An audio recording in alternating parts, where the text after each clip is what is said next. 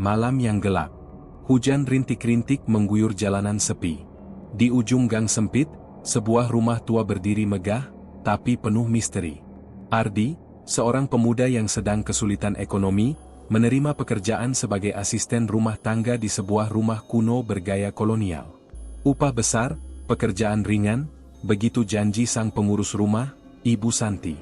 Nenek Marni, majikan yang katanya masih hidup, jarang bicara, tapi selalu ada. Bahkan ketika ia tidak terlihat.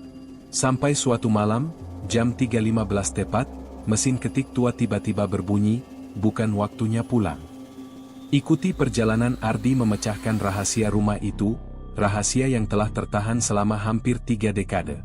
Kisah tentang penyesalan, cinta yang tak sempat disampaikan, dan arwah yang tak bisa pergi. Saksikan cerita horor penuh misteri ini, di mana setiap langkah kelam akan selalu meminta balasan. Simak cerita selengkapnya di Ada Horor. Awas jangan nonton sendirian. Hujan malam itu turun perlahan, mengguyur jalanan kecil yang sepi dan gelap. Di ujung gang sempit yang hanya cukup untuk satu motor, berdiri megah sebuah rumah tua bergaya kolonial, dengan dinding rapuh dan cat yang mulai memudar. Gerbang besi berkarat tampak seperti tangan raksasa yang menantang siapapun yang berani masuk. Dari atas motornya, Ardi menatap rumah itu tanpa semangat. Surat pesan dari seorang wanita bernama Ibu Santi masih terpampang di layar ponselnya.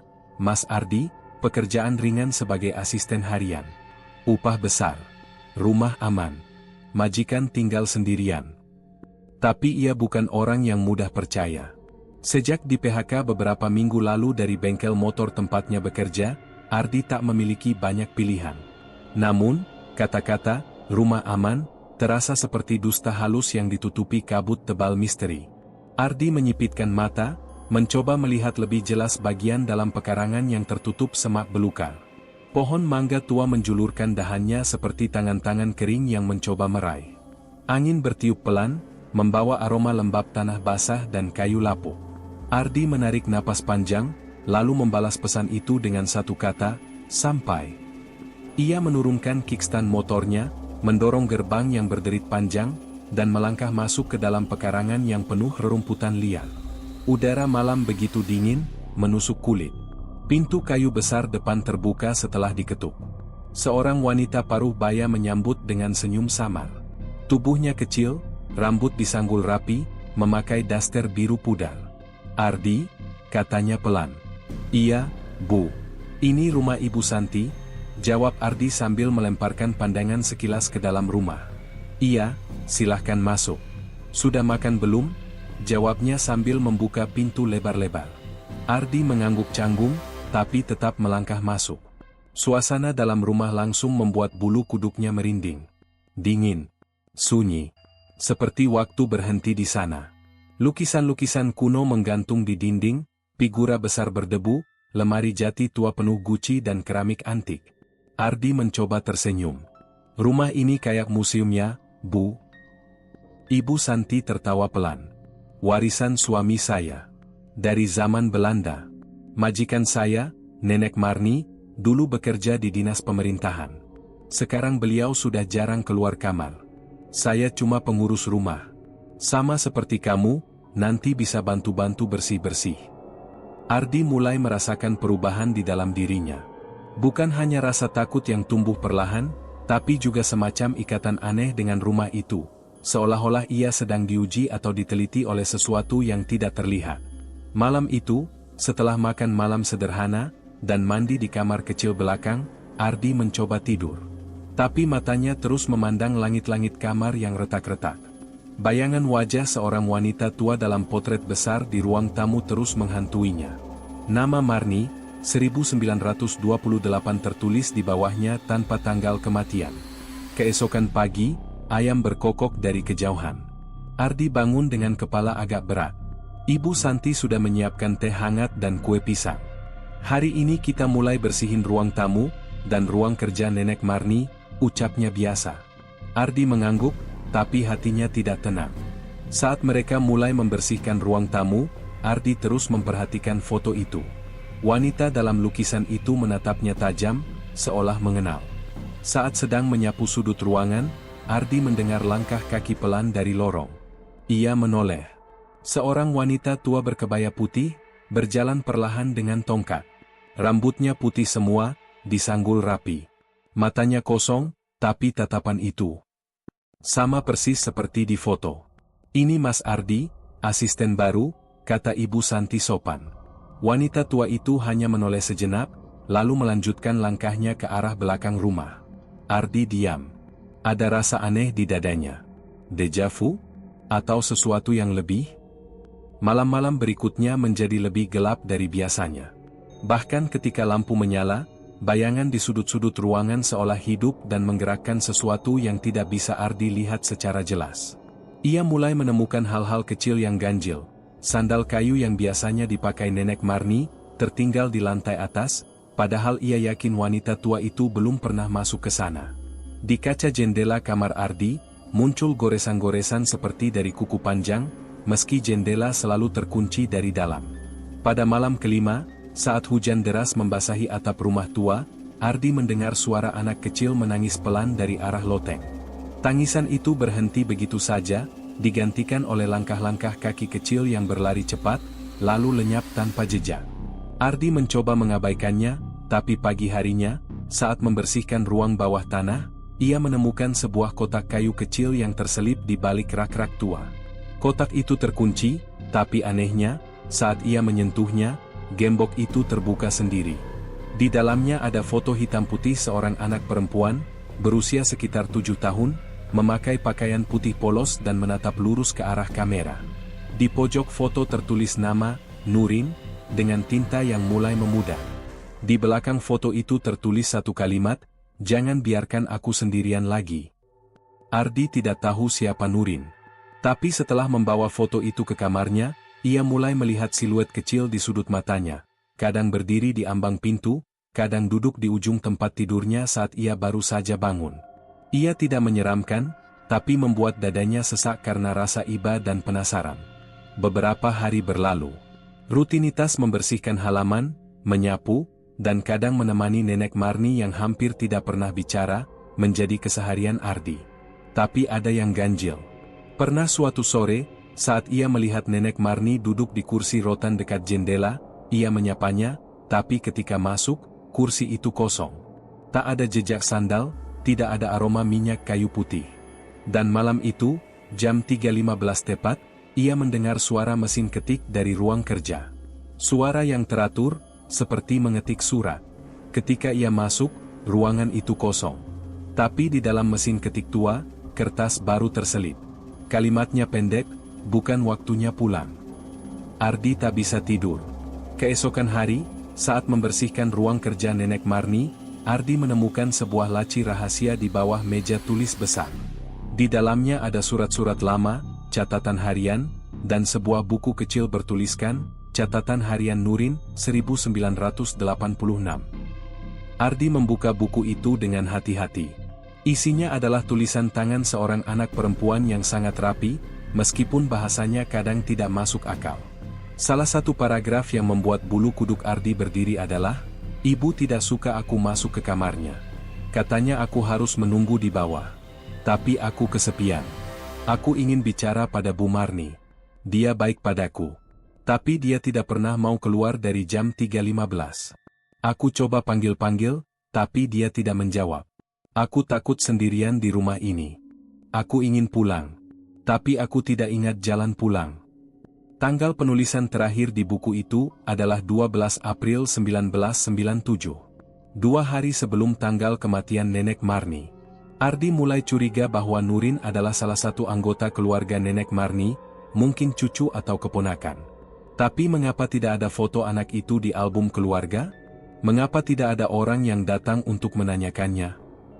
Keesokan paginya, ia bertanya pada Ibu Santi. "Bu, saya boleh tanya enggak? Keluarga Nenek Marni, apakah sering datang ke sini?" Ibu Santi menaruh cangkir tehnya. "Jarang. Anak-anaknya di luar Jawa. Mereka, sepertinya trauma. Rumah ini penuh kenangan." Ardi ingin bertanya lebih lanjut, tapi Ibu Santi mengalihkan pembicaraan. Malam berikutnya, Ardi menemukan dokumen fotokopi surat kematian Nenek Marni di dalam album foto. Tanggal lahir 1928, meninggal 14 April 1997. Tahun ini 2025. Itu artinya Nenek Marni sudah meninggal hampir 28 tahun lalu. Dengan jantung berdebar, Ardi menunjukkan dokumen itu. Ibu Santi tersenyum, tapi senyum itu tidak sampai ke matanya. Itu salah ketik, mungkin. Bu Marni masih ada kok. Kamu lihat sendiri kemarin. Ardi tak menjawab. Hatinya mulai dipenuhi pertanyaan yang tak punya jawaban. Pada malam berikutnya, jam 3.15 tepat, Ardi mendengar suara pintu loteng terbuka sendiri. Tanpa sadar, kakinya membawanya naik. Tangga itu rapuh, berdebu, dan sempit. Saat sampai di atas, ia melihat pintu loteng terbuka lebar. Di dalamnya, udara dingin menusuk kulit. Di tengah kegelapan, ia melihat siluet Nurin berdiri menghadap dinding. Di dinding itu, sebuah lukisan besar bergantung, lukisan Nenek Marni, tapi kali ini berbeda. Dalam lukisan itu, Nenek Marni duduk di kursi rotan, mengenakan kebaya putih. Di sebelahnya, duduk seorang anak perempuan kecil berpakaian sama dengan foto Nurin. Matanya kosong, tapi senyumnya samar. Ardi mundur perlahan. Ia merasa seperti sedang melihat dua jiwa yang saling menunggu, saling mencari, tapi tidak pernah benar-benar bertemu. Beberapa hari kemudian, Ardi memberanikan diri bertanya pada Ibu Santi tentang Nurin. Wajah Ibu Santi langsung berubah. "Siapa?" tanyanya dengan nada dingin. "Anak perempuan, mungkin cucu Nenek Marni. Ada fotonya di kotak kayu di bawah tangga." Wajah Ibu Santi memucat. "Tidak ada anak bernama Nurin di sini," katanya tegas. "Jangan cari-cari lagi soal itu. Jangan ganggu yang sudah tiada." Ardi tidak menyangka akan reaksi seperti itu. Ia mulai menyadari bahwa Ibu Santi tidak hanya menyembunyikan masa lalu Nenek Marni, tapi juga sesuatu yang lebih gelap. Sesuatu yang membuatnya tetap tinggal di rumah itu, bukan sebagai pengurus, tapi sebagai penjaga rahasia. Malam ketujuh, hujan deras. Listrik padam. Ardi terbangun oleh suara ketukan pelan di pintu kamarnya. 3 kali. Ia membuka pintu. Lorong kosong. Tapi di lantai, jejak kaki basah mengarah ke kamar Nenek Marni. Pintu itu terbuka sedikit. Di dalam, Nenek Marni berdiri menghadap jendela yang terbuka. Gaun tidurnya basah. Rambutnya tergerai. Tanpa menoleh, ia berkata pelan, "Kamu belum boleh pergi." Untuk pertama kalinya, ia berbicara. Ardi tidak berani bertanya apa-apa. Esok pagi, ia mencoba berpura-pura biasa, tapi perasaannya tidak tenang. Setelah beberapa hari, Ardi memberanikan diri masuk ke kamar Nenek Marni. Di dalam, ia menemukan jam antik yang berhenti di angka pukul 15. Di meja, foto tahlilan Nenek Marni, dengan bingkai foto yang sama seperti di ruang tamu, lengkap dengan pita hitam. Ia konfrontasi Ibu Santi. Perempuan itu akhirnya mengaku. Nenek Marni memang sudah meninggal. Tapi entah mengapa, sosoknya masih muncul, kadang duduk, berjalan, atau bahkan berbicara. "Saya sudah lama di sini," ucap Ibu Santi. "Anak-anaknya minta saya jaga rumah. Tapi saya juga tidak bisa pergi." Ardi mulai memahami. Bukan hantu biasa.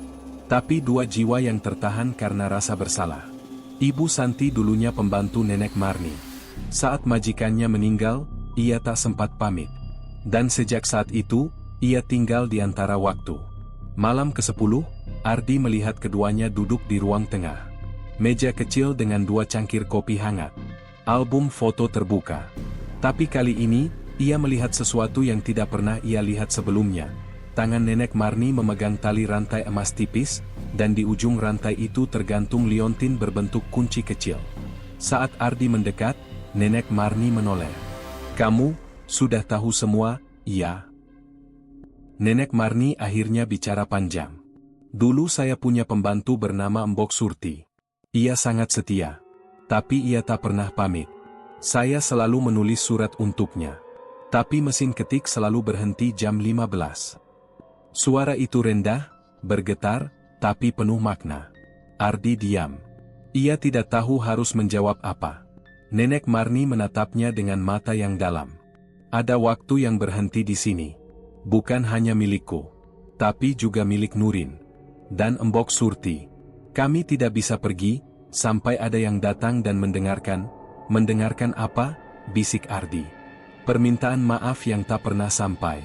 Kenangan yang terlalu berat untuk dilepaskan. Cerita yang tidak boleh hilang. Ardi menelan ludah. Ia menyadari bahwa ia adalah saksi dari kisah yang tertunda. Kisah tentang rasa bersalah, penyesalan, dan cinta yang tak sempat disampaikan. Esok paginya, rumah itu benar-benar kosong. Tidak ada tanda-tanda keberadaan Ibu Santi atau Nenek Marni. Di atas meja, kertas dari mesin ketik, "Terima kasih telah mendengarkan cerita kami." Ardi tidak langsung pergi. Ia membersihkan rumah itu, menemukan catatan-catatan lama, surat-surat yang belum terkirim, hingga akhirnya ia menemukan peti di loteng. Di dalamnya, surat untuk anak-anak Nenek Marni dan kain batik bertuliskan nama Embok Surti. "Terima kasih dari saya, yang tak sempat berpamitan." Ardi menutup peti itu dengan hati yang pelan-pelan menghangat. Malam itu, sebelum tidur terakhirnya di rumah tua, ia berdiri di depan pintu, memandang keluar.